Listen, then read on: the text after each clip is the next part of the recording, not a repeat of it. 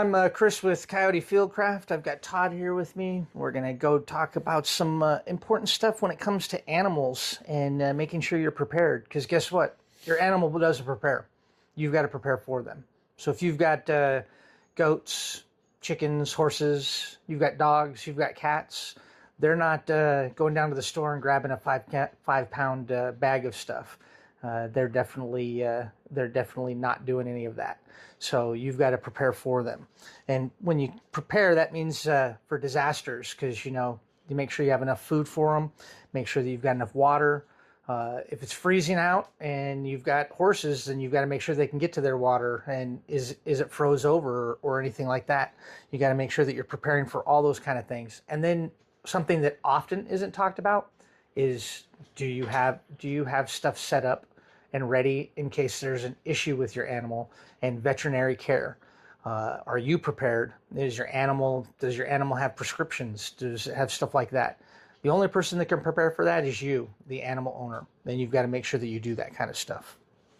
And exactly that is that the big part of this here is making sure that we ask the right questions before the emergency. And it's so critical with our animals and with our pets that we do this ahead of time. They're not as flexible or as communicative as we are in understanding why a situation is the way it is. No, because they're just living their daily life with you, trying to be if it's your dog or your cat, they're just trying to be your best friend and doing the things that they do. And one of the things we've talked about too, especially in disaster preparedness, is there's short term and there's long-term preparation. And you want to be sure that when you're talking about it with your pets and your animals, is you're looking at this from a short-term and a long-term perspective. And long-term, you're talking something, a bad disaster of epic proportion that you're not going to be able to get anything. Short-term, we talked about it before in another one of our videos. Goliath would be a short-term. It's a week long, maybe at the most. So it's not long-term. But you have something to the effects of I can't even imagine right now all the pets and animals in the earthquake zone down south right now. Yep. Because you have all those apartment buildings, you have all those homes and stuff that whole family might have been gone, but your pet might have made it through. And then now what's going to happen with that? So those are things to think about and look at. Yep. One of the big things that you got to look at is planning for your daily water consumption. We think about that as for ourselves, but we often don't look at that as preparing for our animals. All of you can read. I'm going to make sure that some graphics go up on the screen, and you can look through those graphics and take a look. If you need to take a screenshot or whatever, it'll talk about the daily intakes for different size animals. If you've got animals, now is the time to prepare for that. Preparing for their water intake and looking at, okay, what animal do I have? What size animal do I have? And preparing for that long term. So not only that you have water for yourself and your family, but you also have it for your pets. Something else to think about too when you're talking about the water storage and how much water your animals are going to need is you need to take into consideration the special needs of your animals. Are they pregnant? Are they young? What about during an illness? What happens to their water intake? Not only for water intake, but also for cleaning.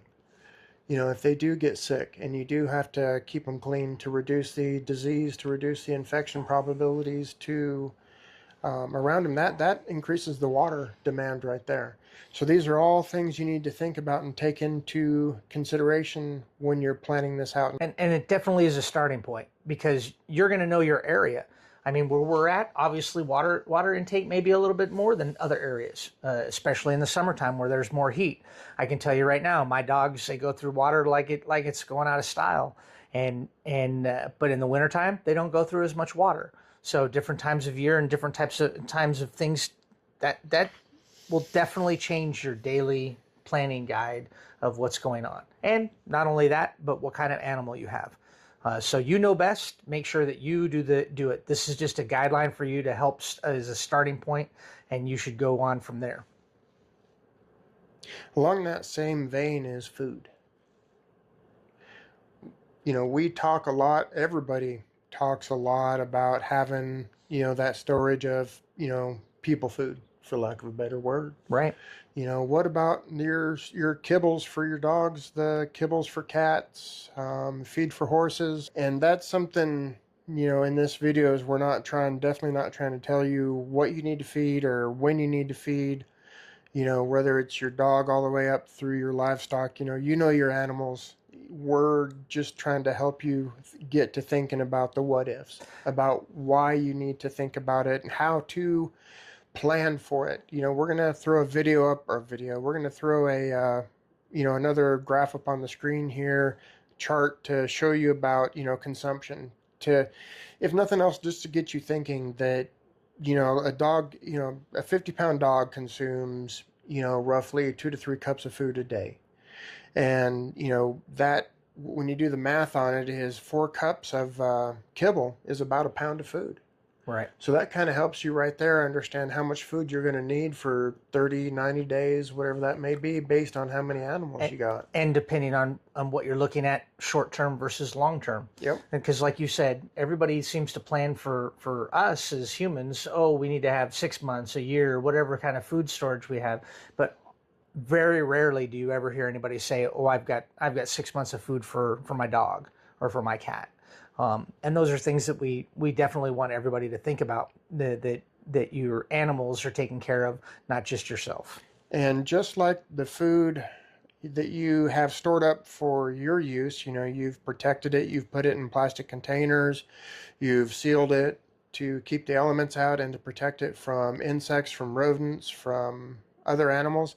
You need to do the same with the feed and the food that you have gathered for your animals. The same. You want to protect it from other animals. You want to protect it from insects, protect it from moisture. Nothing is worse than going to crack open a bale of hay and finding it moldy In the middle. I have a good segue for going into shelter and talking about shelter and making sure that things are sheltered. Because not only do you have to make sure that your food and everything's sheltered, but you need to have shelter for your animals. Again, this isn't a tell you how to do it and what you need to do for your animals, because you know what's best for your animals. It's just a starting point for you to think about, okay, do I have it set up for the elements? Do I have it set up if I have to do X, Y, Z, if I have to leave this area and go someplace else? We often, in the preparedness thing, often talk about having to leave someplace and go someplace else, or you get caught on the road.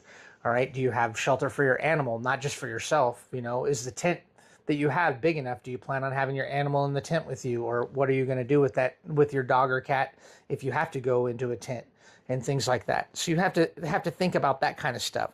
On top of that, you have to think about, fencing, gates, shelters, all those kind of things. But now you got to think about the other aspects of it too.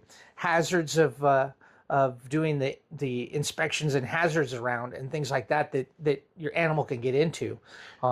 If it's a disaster type event where you've had high winds, tornadoes, hurricanes, gale force winds, whatever it may be, is you could have all sorts of debris thrown around, from broken wood and splintered wood everywhere to glass tin. and those are things that you have to understand on those kind of things too, to make sure that you aren't just protecting yourself but protecting your animals too. And then how, if it's an emergency, and perfect example, you have a tornado come through and it takes down all the fences and stuff. Okay, how are you going to shelter your animal then? Do you have a plan for that? And this is why we brought this up, because it's not just a single facet when you have animals. It's a multifaceted, big area that you have to think about. Okay, especially, Todd has horses, so he has to think about, okay, if I had to shelter my horses and the area that they're in right now gets destroyed, how is he going to go about doing it from there? Is it going to be a hot fence? And does he have the capability to go to a hot fence? Is that even working? And just certain things to make sure that you can keep the animals where they're going to be. Another part of making sure that your fence, your protected area is secure, is to not only provide a safe area for your animals to be able to go outside or whatever, and they're not going to be able to get into areas where they shouldn't, but it's also to protect your animals from the outside as well. Especially we have chickens and coyotes and foxes. Yep. I don't know if I showed you the videos where we had the foxes that were getting into the coop and getting into the yard. So these are the types of things that after an event like this, where either A, you're trying to make sure they are protected while you're getting things figured out, and or looking at this more long term. Right. Of these are going to become a valuable protein source for you later on in the, going on with their eggs. Right. You want to make sure that They're protected away from other things. Exactly. So that Right. that is just as important as making sure that you don't let them get out, but making sure that things don't get in. Right. Yep.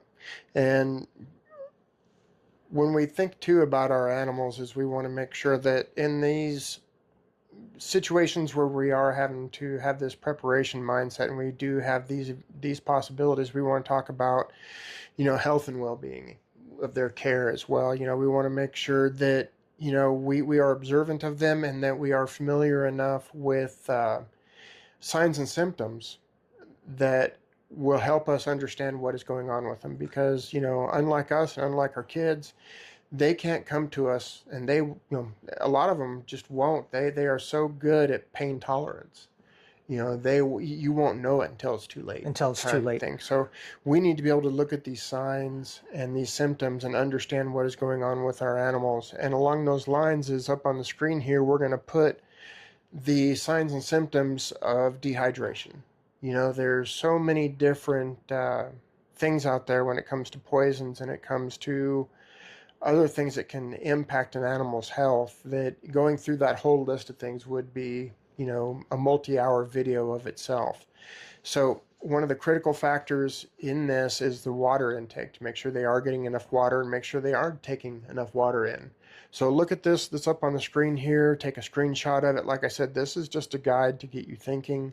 There's plenty of resources out there that you can use both online and talking to your vet about this before it becomes a problem. Before we move on to the next section there, I want to point out too, is another thing that hit me while I was going through this outline, was be sure you have grooming equipment, grooming shears, your hoof picks if you got horses, things like that. If you got, other cats and dogs, have an electric razor or a razor that you can use to get down to the source. If you do have a sticker, you do have a thorn, you do have a laceration, one of the first things you need to do is you need to clear that area so you can see what's going on. So have those scissors, those razors, things like that available and ready to go. Right. So that goes into the emergency medical supplies, and going into being able to give care to your animals if you need to. Build a first aid kit, not just for yourself, but for your animals. It might seem silly, but having the small, easy things to help, like you said, being able to get to the wound and do wound care. The graph we're going to throw up here, that's going to have a list of different equipment, different supplies for them Basics. to collect. Yeah, absolutely. Yep. Right. Absolutely. And, one of the things on there, too, that I want to stress is that part of what's listed there you'll see is restraints. And this is very important, especially when you're dealing with dogs, cats, and larger animals as well, as having that ability to restrain them. It protects them as much as it protects you. Yep. But anyway, prescriptions and over-the-counter medications, a big thing. Be prepared. Have a 90 days supply if you can, just kind of like you do for yourself. If you can get that from your veterinarian, make sure you have that. Have that conversation with your vet. Talk to them about long-term care. Are they going to be available if something happens, and how you might be able to make contact with them, so that way you have that ability, and maybe you won't have to do it all yourself. Maybe you'll have an ability to get a hold of your vet in a disaster type of situation. It's those long-term things and discussing stuff that's important. Other things, get some reference books. There's a good book out there, the Merck Manual for Pets. There's lots of books for pet health and doing those things. There's lots of references that you can use. But here's the biggest thing about references, and biggest thing about any tool that you have. If you don't train with it, if you don't practice with it, it's not going to do you any good when you need it. And this kind of goes back to part of the training aspect too that we harp on a lot, is that being able to take that emergency medical supplies that we put up there on the screen, have those collected, have your reference material there, whether it's Merck's or whether it's something else that is not internet connected. You want something that is, is going to be a hard copy. And Books, pick a manuals. scenario, pick a random scenario that has to do with your pet. You don't need to go and actually physically do anything, but just have a random scenario that says, okay, my dog or my cat ate, drank some antifreeze. What do I do? Right. Or my dog or my cat came in and it's bleeding profusely from, an injury on it. What do I do? And just, that way you can go through your supplies. You can look at your supplies and you can say, okay, I have this, this, and this. And as you look at your reference material will suggest other things that you may need as well. Yep. So you can look at that and say, okay, do I have that in my kit? And if I don't, then now I've found that gap. And in the end, really, that knowledge, that's equipment. Yep. Having that knowledge is being equipped to take care of that issue. And if you don't understand how to use it or where to look, then when time is of the essence, you're probably going to fail yourself and fail somebody that needs it. So common hazards and poisons that you'll find around your area, especially after a disaster. You know what's going on your property right now. You know what's going on in your yard, today.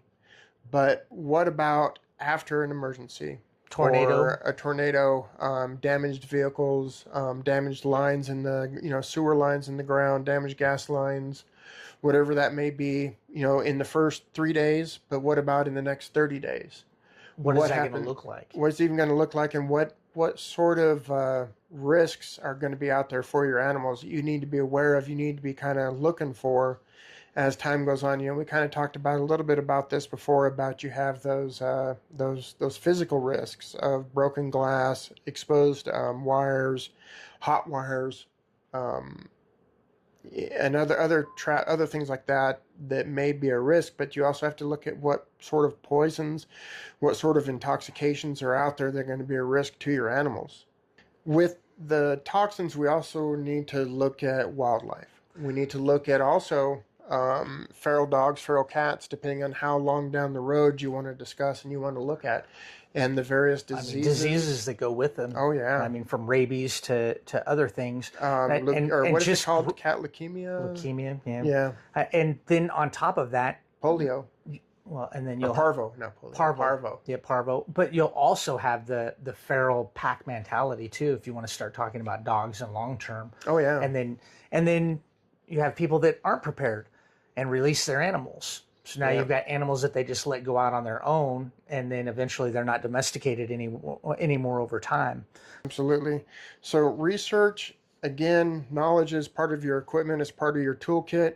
Research what the risks are that you need to make sure that your pets are vaccinated for. That is definitely a plus for the first year or however long those vaccinations are for. Right. Heartworm, parvo, rabies, kennel cough, a lot of these types of things. There are protections you can have for your animals in those for those types of things. Yeah. But like you're saying, and part of that too is the physical aspect of it. Being sure to protect them. We need to talk about a very how would you say significant and smelly situation. and some animals, oh my gosh. Right. Yeah. Sanitation and waste management is critical when, especially when you no longer have it as it just happens. And so this kind of goes along the same lines with the local sanitation, making sure that if your animals are going out and you do have an area for them to go to, that it is being kept clean, and it is being that refuse is being handled appropriately and safely, because of the amount of diseases, the amount of insects that is going to be attracted by that waste. On the flip side of that, depending on your type of animals, obviously cats and dogs does not fall into this as much as, or probably at all as much as your livestock do, is composting. Right. And that's something else you need to think about ahead of time, is this a direction where I'm going to go to where I'm going to want to be able to take that material from the horses and the cattle and separate it and isolate it and begin that process. Right. That would be, leave a comment below if that would be something that you would like us to research and do a video on, is pest control. probably would be a good idea. Yeah, and some natural remedies, some remedies that don't require or don't rely on over-the-counter type, Raid, picking up a can of Raid, Yeah. you know. I mean, you might have some for a little while, but long term, Yeah, that might not be something yeah, that's around. and that what made me think about that is not only the fly infestation, which is like you said, is if you have a lot of animals or you have some animals, we get it with just the horses that we got. We'll have that fly infestation. Right. And what is your natural remedies that you have to get rid of them? How do you build a fly catcher? Right. Or with the pecan orchards that we have here, is it happens a lot now because of the herbicide spraying and the pesticide spraying that they do, is we'll get the mud dopplers And pushing it out. Yeah. that get pushed out and they come over to our property. But what do you do when that type of infestation happens? How do you get rid of them without having chemicals? Right. So that might be an interesting idea to go down and think about. So what do you do if you can't stay where you're at? Do you have a plan? Do you have a plan to get out? Do you have a plan to get your animals out? Evacuate as early as possible. This comes into mind with wildfires and big things like that. If you're in an area that has the potential for wildfires, have you thought about evacuation? If you've got chickens or if you've got goats or horses or cattle or whatever it is, livestock that you have you thought about how am I going to get them out of here if we have to get out of here? And the earlier you think about that, the better it is, because then if you get a warning saying, oh, you've got to pack up right now and you've got 5 minutes. Yep. What does that look like? Like what happened with the fires up in Ruidoso is at that time I had two daughters that were, one in Alamogordo and one here that were both in animal care. And the amount of traffic that they were getting of people pleading for, where do I take my animals? And the good thing about that situation is you had a lot of farmers and a lot of people that opened up their areas and said, if you've got horses or if you've got cattle, you had lots of people that if you had animals, they said, bring them. And they were putting them up. So that goes back to the humanity of doing stuff too. But it still circles back to the earlier that you think about it, the earlier that you look at it, if it happens to you, then you're ready for it. And that's what this whole thing is about. That's what this whole thing that we started Coyote Fieldcraft about, is being prepared and being ready. Yep. So this situation is just like any other situation. If you don't prepare for something and it happens, you're going to be caught, pretty much with your pants down. Yeah. And then what do? You do the penguin walk and try to do best that you can. But preparing is the key to success on anything. And that's why we do these videos. That's why we talk about these things. We're not subject matter experts, but we want you to start looking and start preparing. And part of that preparation, I think, is like we kind of talked about with the sandboxing of the animal care, is the same thing goes to just about every facet of this. Is like with the evacuation is, do you have the crates set up? Do you have the leashes set up to where they are ready to grab and ready to go? Do you have the trailer? Do you have the to be able to move livestock? Yeah, are your tires ready? Right. Do you have harnesses and do you have lead ropes and everything in there? Like our trailer that we have sitting over there on Trailer Row at the house, we have halters and we have lead ropes that are just sitting there, ready to go. Right. Yeah, for that exact cause, so that in the event that we needed to get them or do something, we don't have to go around running around trying to find. Do you that. Practice loading the animals? Is hell it something? No. But so that goes back to you have the necessary tools to do what you need to do. But again, it goes back to, like I said earlier, you might have that manual sitting on the bookshelf, but if you've never opened that manual and used it, it goes to the same thing about evacuating and preparing and loading up the animals and doing this stuff. And I'll be honest, I have dogs and a cat. If they came and said we have to evacuate right now, I've never thought about the process of the animals. Yeah. I haven't. So I would just have to wing it and are we going to just throw them in the vehicle or are we going to put them in a crate and do it? What's funny is my wife went through multiple hurricanes when they lived down in Louisiana. Right. And so I asked her one time, afterwards, because we have a stack of crates, right? A stack of kennels, right? I was like, why do we have so many damn kennels? And she's like, this is why. And it makes sense. So it certainly goes back to making sure that you practice and you go through those things, and then where are you going to take them? If you've got livestock, I mean, if you've got cats and dogs, okay, you can take them probably wherever you need to go. But if you've got a trailer full of cattle or a trailer full of sheep or whatever you have, so where are they going to go Well, as you take them with you? and I think a lot of this too goes into the experience and the knowledge of the of the individuals who are cattlemen, are horsemen. They know people, they know places, so they've already said, hey, things are looking bad or things are looking whatever, and they've already had these relationships established where they say, if you need to, come on. Right. So a lot of times those people, and again, this is just to get you thinking that if you don't already have those relationships, you don't already have that in place, get it in place. And that goes back to the whole original idea is that if you're not networking, you're not preparing, you're not getting ready, then you're not just failing yourself, you're failing your family, and you're failing your animals and pets too. And part of that as well is that, as we've talked about this and talk about the preparation and having a lot of this stuff in advance, is making sure that you talk to your veterinarian about whatever skills, whatever knowledge they would recommend that you have, and that you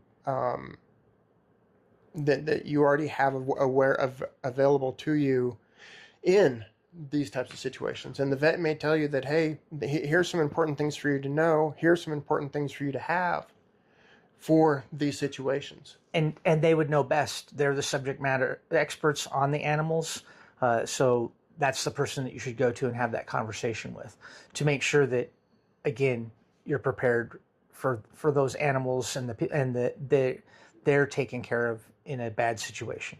I hope everybody is enjoying this. I would love it if you would like, share, and subscribe.